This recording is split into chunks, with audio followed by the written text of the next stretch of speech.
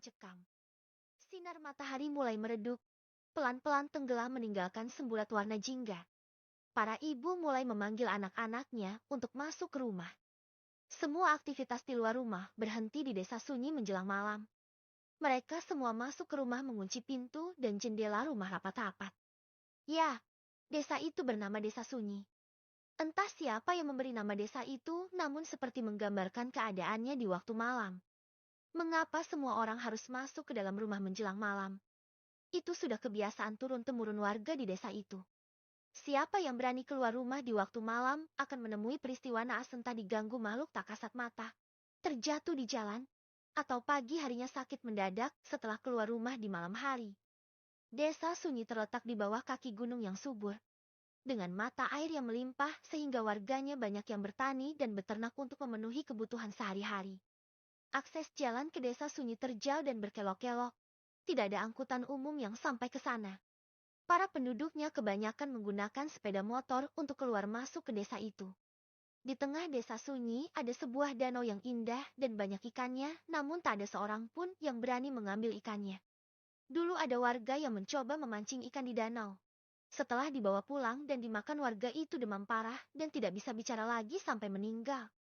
Setelah peristiwa itu tidak ada warga yang berani mengambil ikan di danau itu. Murni, sudah kau kunci semua pintu dan jendela? Tanya Nenek Sri pada cucunya. Sudah Nenek, hari ini Bapak dan Ibu belum bisa pulang ke rumah. Mereka masih menginap di rumah paman di kota. Jawab Murni sambil menghempaskan tubuhnya di kursi. Ya sudah, hati Nenek tenang kalau Bapak dan Ibumu masih menginap di rumah paman.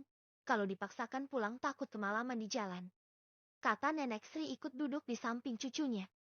Nek, kenapa setiap malam di desa kita mencekam? Dari dulu Murni mematuhi nasihat Bapak, Ibu, dan Nenek untuk masuk rumah menjelang malam, tapi tak pernah mendapat jawaban yang memuaskan kenapa hal itu harus dilakukan. Apa ya di zaman modern ini kita masih takut hantu atau makhluk tak kasat mata? Tanya Murni penasaran. Murni, jangan begitu. Kita harus menghormati aturan dari leluhur kita untuk tidak keluar rumah di malam hari. Apa kau tidak mendengar ada warga kita yang melanggar pantangan itu bernasib naas, bahkan ada yang sakit dan meninggal tanpa tahu penyebabnya? Nenek Sri menjelaskan dengan nada tinggi. Maaf Nenek, Murni kurang percaya kalau warga yang keluar malam pasti bernasib naas. Mungkin itu memang nasibnya atau kebetulan saja. Murni membantah ucapan Nenek Sri dengan muka cemberut.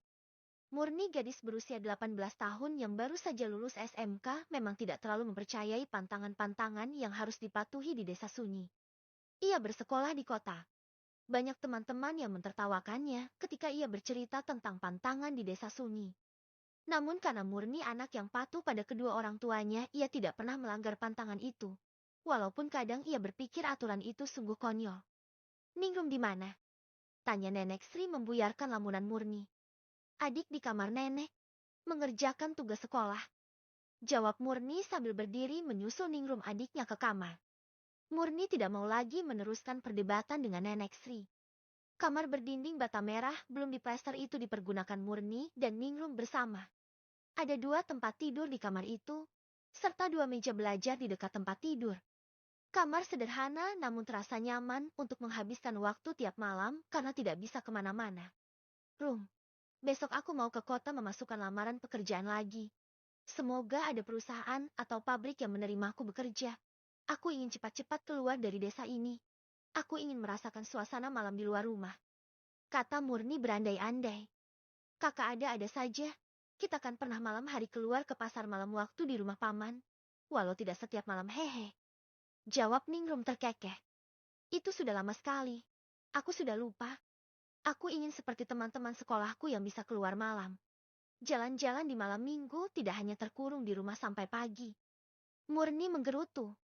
Malam itu ada seorang pemuda Desa Sunyi bernama Joko pulang dari kota. Pemuda itu berumur 20 tahun. Sebagai anak muda yang bergaul di kota, ia juga tidak percaya pantangan di Desa Sunyi. Ia nekat pulang malam dari rumah temannya di kota. Jam di tangannya menunjukkan pukul 22 malam. Joko mengendari sepeda motornya dengan kecepatan sedang. Saat memasuki Desa Sunyi, hawa dingin mulai terasa menusuk tulang. Jaket tebalnya tidak mampu mengusir hawa dingin itu.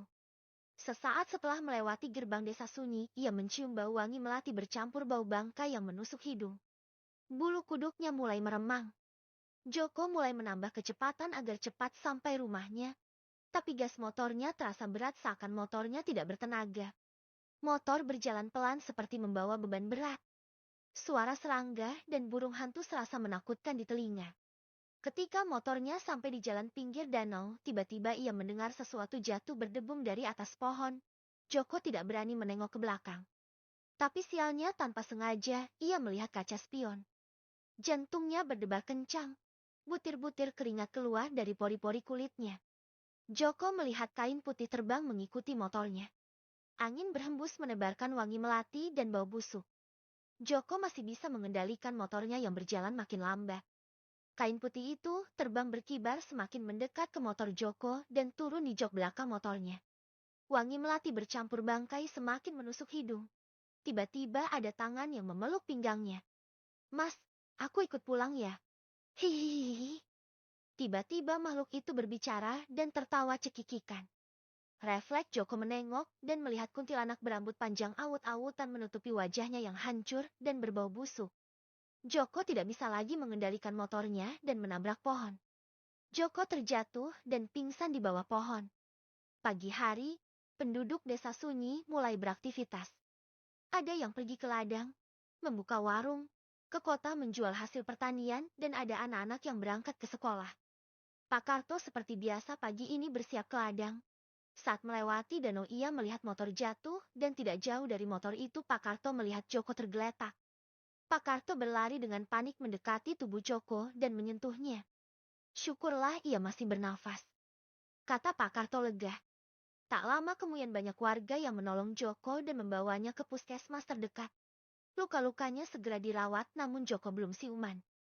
Sesaat setelah orang tuanya datang, Joko sudah siuman. "Bapak, maafkan aku tidak mendengar nasihat Bapak untuk tidak keluar rumah di malam hari," kata Joko lirih sambil memegang tangan bapaknya. "Sudahlah, biarlah yang terjadi menjadi pelajaran. Bapak bersyukur kamu masih diberi keselamatan," jawab Pak Bimo. Pak Bimo tidak berani menanyakan pada anaknya tentang kejadian semalam yang membuat Joko terjatuh dari motor dan pingsan. Ia membiarkan anaknya beristirahat. Nanti saat sudah baikan Pak Bimo bisa bertanya. Perawat bernama Rama masuk ke ruangan Joko dirawat. Ia memeriksa keadaan Joko dan memberi obat untuk diminum. "Pak, biar anak Bapak menginap dulu di puskesmas untuk mengetahui keadaannya lebih lanjut. Besok kalau keadaan Joko sudah lebih baik bisa langsung dibawa ke rumah untuk rawat jalan," kata Rama menjelaskan. "Iya nak Rama, yang penting anak saya cepat sembuh," jawab Pak Bimo. Bab